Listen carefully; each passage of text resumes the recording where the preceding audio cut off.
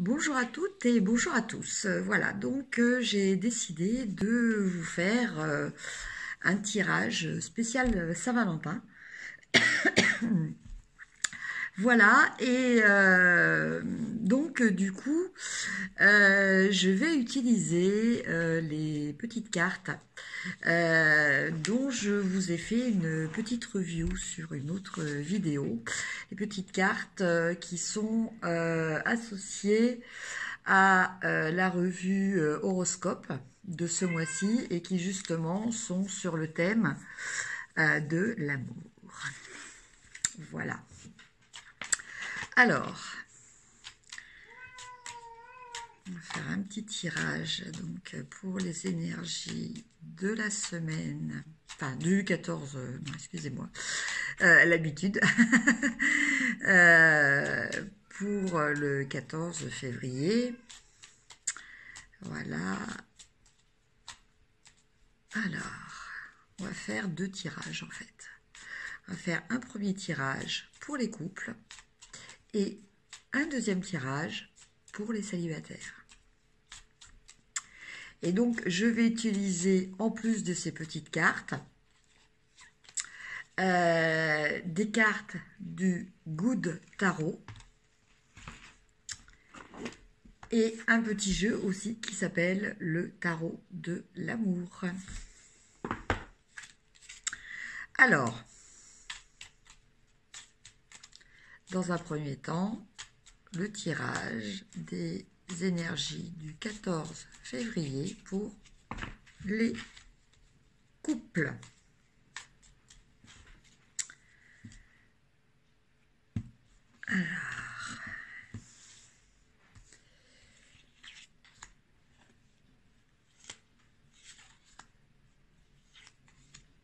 Alors déjà, concernant ces petites cartes,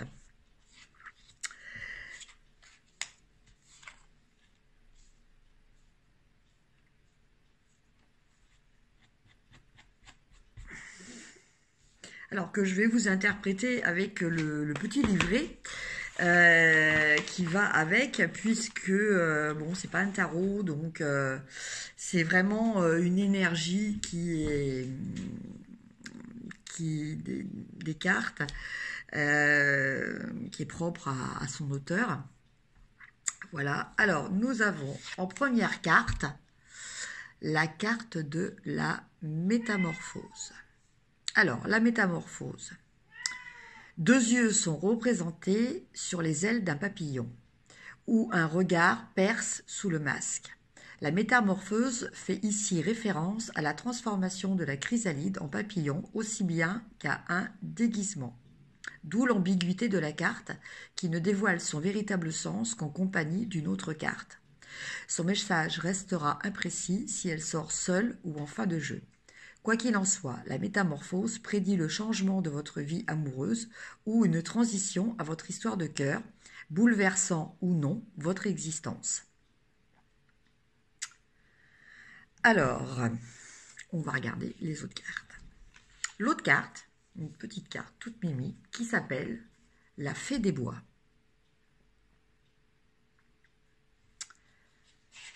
Alors, la Fée des Bois, un ange ailé, une fée, dort candidement au sommet d'une fleur en position quasi fétale.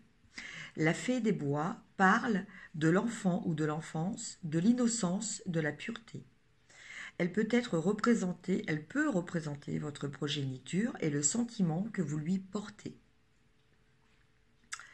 Elle peut également évoquer une personne que vous avez envie de câliner, de materner, de protéger. Si vous ou quelqu'un de votre entourage attendez un bébé, cette carte pourrait annoncer l'arrivée d'une petite fille qui vous fera craquer. Il est aussi possible que vous offriez votre protection à un être plus faible qui vous est cher. La Fée des Bois est également une carte de responsabilité. Et enfin, la carte de la blessure.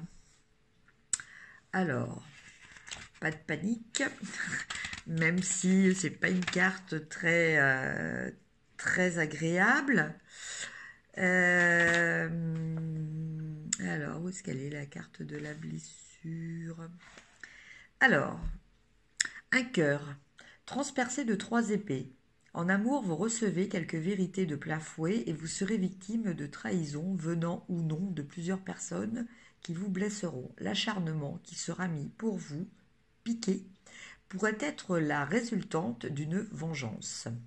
Méfiez-vous de vos rivales, surtout avec la jalousie ou la tentation. Donc là, ce qui n'est pas le cas. Cette carte peut aussi révéler des violences conjugales, des rages incontrôlées. Avec la fée des bois, un enfant pourrait s'y trouver mêlé.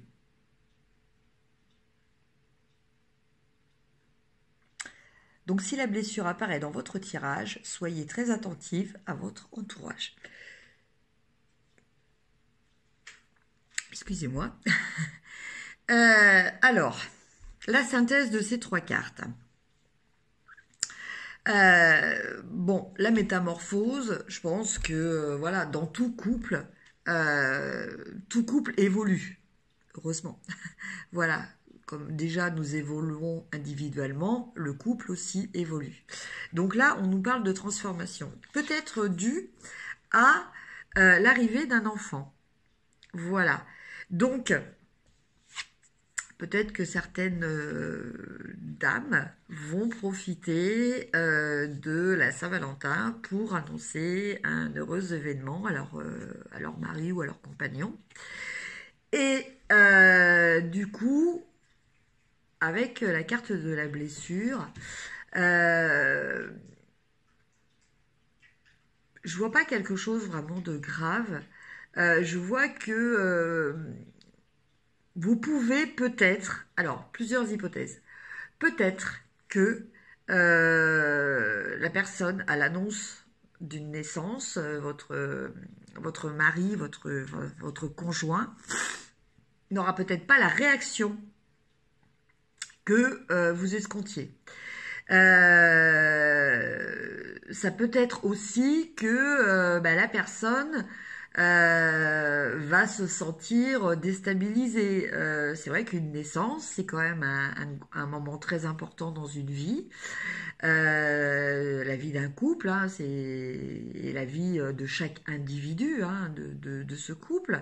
Donc, quelquefois, la première réaction, peut-être avec l'effet de surprise, peut ne pas être très agréable, surtout pour la personne qui est en face.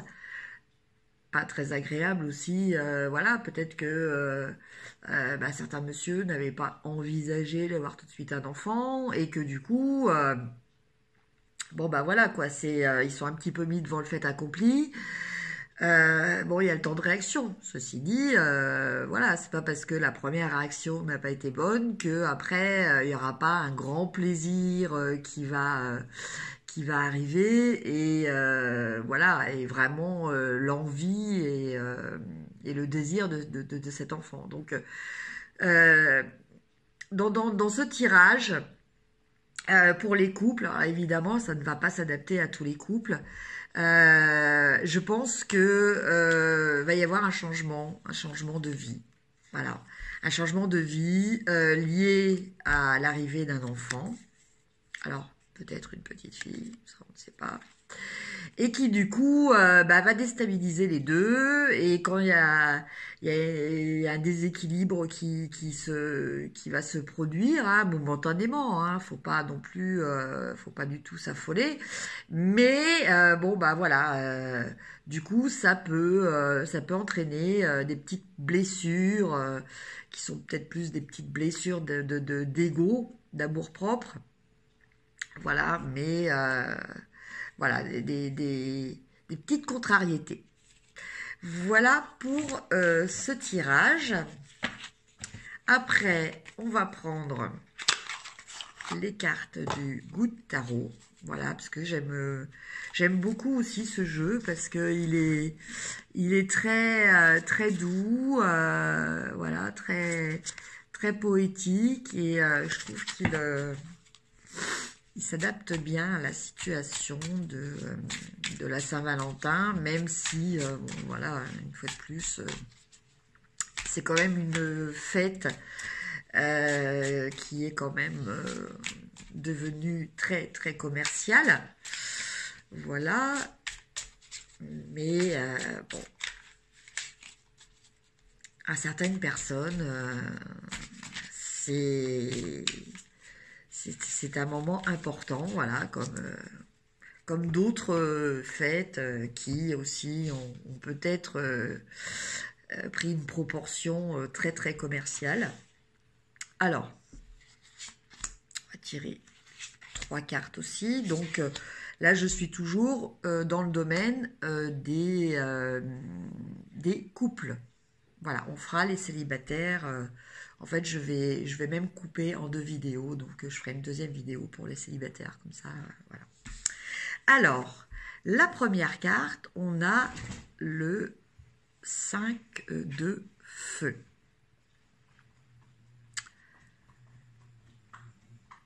Alors,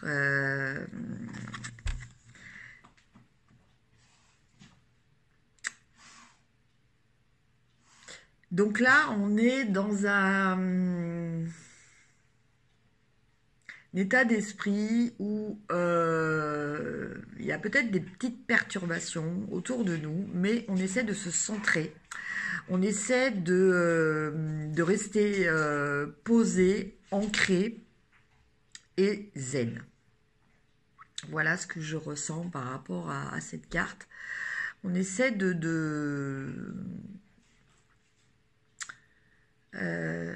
comment dire, de ne pas être influencé, voire affecté par des événements qui se passent autour de nous. Alors, agréable ou peut-être un petit peu moins agréable, hein, mais voilà, on a envie de rester...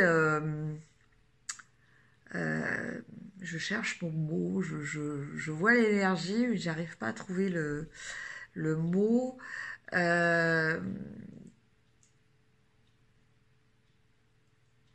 On cherche à rester dans son axe, quoi. Voilà, c'est ni d'être du coup super excité par rapport à un événement, ni d'être contrarié. Voilà, on reste neutre. Voilà, c'est ça. On reste quand même dans un état plus ou moins de neutralité. Alors, cette carte aussi me fait penser à peut-être aussi, ne veut-on pas, c'est pas se dissimuler, mais ne veut-on pas montrer vraiment ce que provoque en nous ce qui se passe autour de nous. Voilà, je pense que c'est ça aussi. Je pense que c'est l'énergie aussi qui se dégage de cette carte. Alors, en concret, bah, peut-être que vous vous préparez à faire une surprise à votre compagnon et que, bon, en fait, voilà, vous n'êtes pas, même si vous savez qu'il y a la Saint-Valentin, vous n'êtes pas spécialement plus aimable, plus attentionné, plus affectueux avec lui ou elle. Et bon, pour faire croire qu'à la limite, vous avez presque oublié cet événement, quoi. Voilà, ce serait un petit peu le contexte. Voilà, vous savez que bah voilà, vous allez le faire, vous voulez lui réserver une surprise, mais vous n'avez pas envie qu'il sache qu'il va y avoir une surprise, justement. Voilà, c'est un petit peu le principe. La deuxième carte, on a le 4 d'air. Alors, le 4 d'air, on est un petit peu en attente. Alors là, on parle peut-être des personnes qui sont peut-être en attente de ce qui va se passer, en se disant, bon, qu'est-ce qui va se passer pour ma Saint-Valentin au niveau de mon couple? Est-ce que je vais avoir une surprise? Est-ce qu'il va y penser? Parce qu'il y a certains messieurs souvent qui bah, oublient, ça peut arriver. Voilà, donc bon bah la personne elle attend de voir quoi en fait, elle est un petit peu en stand-by, elle attend de voir. Bon après ça peut être aussi un monsieur aussi qui est dans cet état-là, hein, parce que bah, peut-être que voilà il réfléchit à ce qu'il va faire pour sa Valentine, ou il réfléchit peut-être voilà si c'est pas encore un couple vraiment complètement formé à à lui faire une grande déclaration. Voilà, quoique ça va peut-être plus pour les couples qui sont pas pour les célibataires, je sais pas. Ou alors, voilà, ça peut être, comment dire, un monsieur ou une dame, hein, parce que maintenant aussi, les dames ont le droit de demander leur compagnon en mariage, hein. On bouleverse les règles établies et c'est pas plus mal. Voilà, peut-être que voilà, la personne s'interroge de savoir si elle va demander son compagnon en mariage, éventuellement à l'occasion de la Saint-Valentin. Ça serait plus dans cet état d'esprit-là. Et enfin, la dernière carte, nous avons le 5 d'air.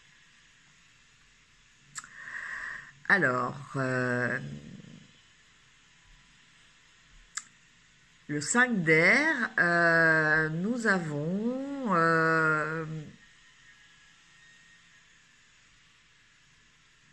alors là, je l'interprète vraiment au niveau intuitif. Ce qui me vient, c'est voilà, de la joie, une notion de satisfaction, de légèreté. Voilà.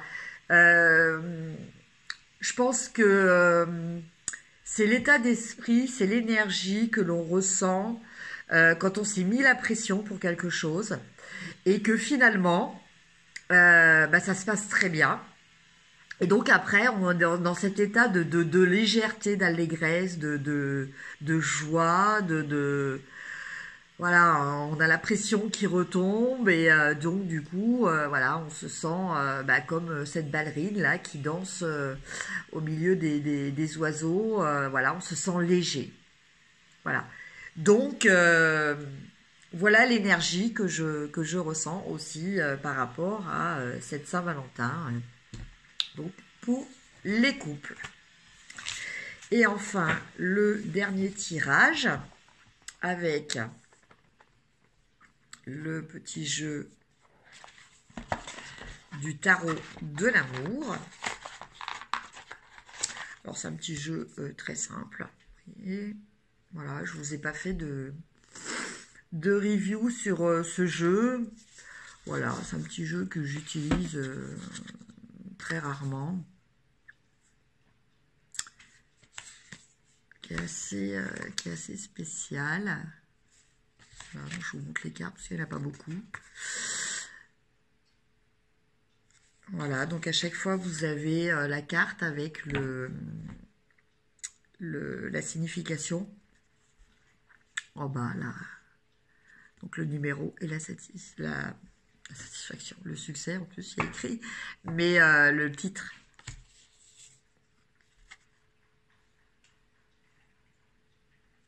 Voilà.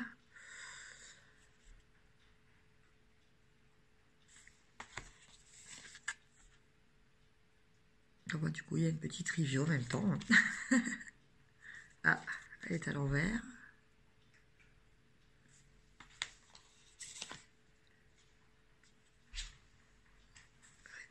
Là.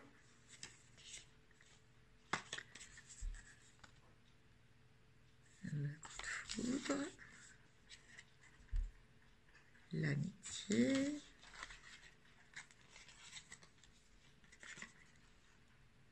Le changement.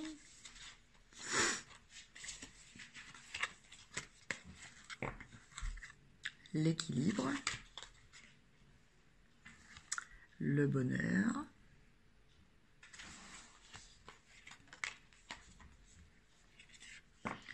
Le couple idéal.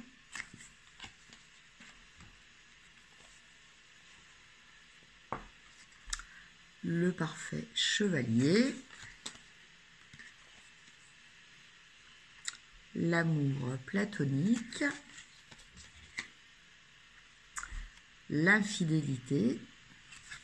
Alors en fait, on est un petit peu quand même dans, comment dire, dans l'interprétation des 22 lames majeures du tarot, avec une application vraiment spécifique, sentimentale. C'est-à-dire que vous voyez, par exemple, là, c'est le diable, le 15, et donc on a l'infidélité. Là, le 12, donc c'est le pendu. Normalement, là, on a l'amour platonique. Le 4, qui correspond à l'empereur, on a le parfait chevalier. Vous voyez, il y a toujours des similitudes, quoi. Donc là, on a le 18, la lune. Effectivement, on voit, c'est une pleine lune, la famille. Parce que bon, bah, la lune, c'est aussi tout ce qui est féminité, donc maternité, fertilité. Vous voyez, le 3, l'impératrice, la reine de cœur. Vous voyez, il y a cette similitude. Voilà. La conquête. C'est le jugement. Ça serait le jugement. Et en fait, là, on a le fou qui est en arcane 22 et qui est l'aventurier, bien entendu. Voilà. Alors, donc, toujours pour les couples, je vais donc tirer 3 cartes et voir les énergies. Donc, pour cette période, parce que bon, en fait, le 14, les énergies ne sont pas, comment dire, limitées à un contexte de temps précis au point de dire, voilà, c'est le 14 et le 15, il n'y a plus cette énergie-là. Non, c'est les frontières, les limites des énergies sont beaucoup plus subtiles. Alors, donc, toujours 3 cartes. Alors, la première, on a le changement. La deuxième, on a le couple idéal. Et la troisième, on a la famille. Voilà. Alors, le changement. Alors, le changement,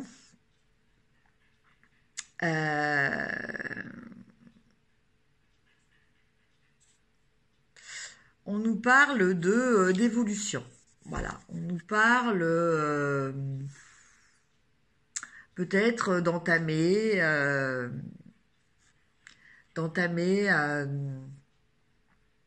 une autre phase dans les relations.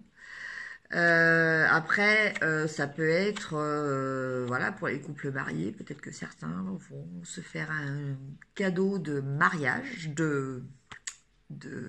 pas de mariage, de voyage, excusez-moi. Bon, ça peut être aussi une lune de miel pour le mariage, hein, ça peut être ça aussi. Hein.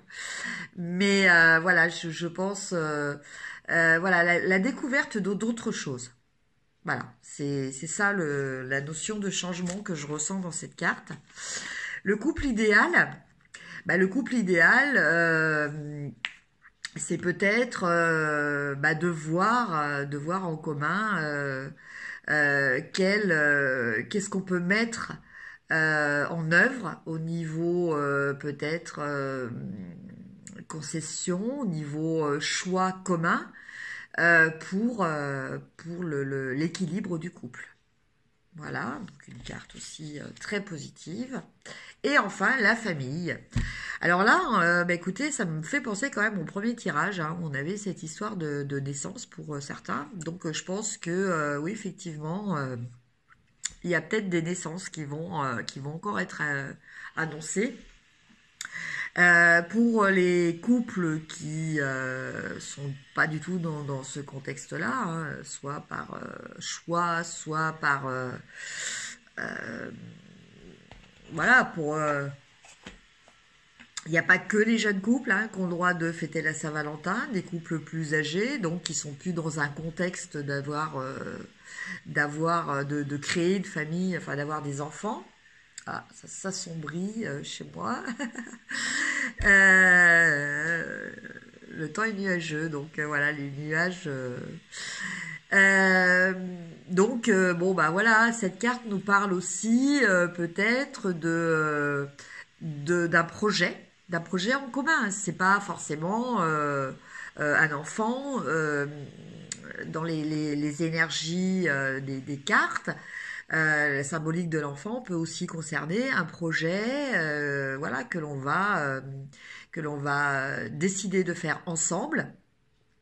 Donc ça peut être, par exemple, l'acquisition d'une maison, la construction d'une maison, ou monter une société. Enfin voilà, ça peut être autre chose. Cette notion d'enfant, c'est pas forcément un petit bambin.